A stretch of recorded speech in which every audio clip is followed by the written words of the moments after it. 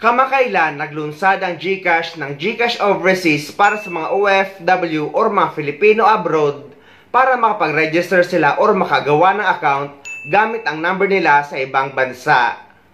GCash now allows Filipinos in many countries to register and use the app even if they have a foreign SIM. Normally, only Philippine SIM can be used to register. But with GCash Overseas, Filipinos in at least 13 countries can now register using their SIM in those countries, including the US, Canada, UK, in Italy, Germany, Qatar, Japan, South Korea, Taiwan, Hong Kong, and Australia.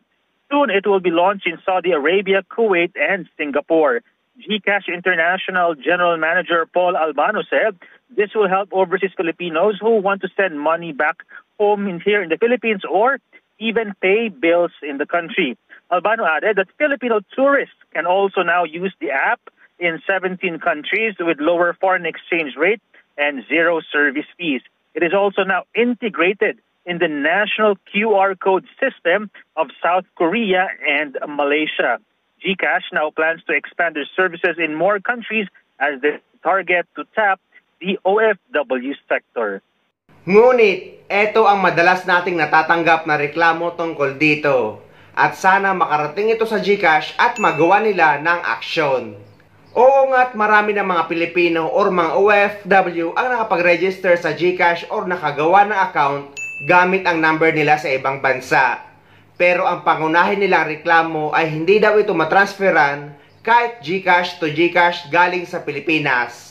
At kahit magpa-cash in ka dito sa ibang bansa sa mga remittance center ay hindi daw makapag-proceed.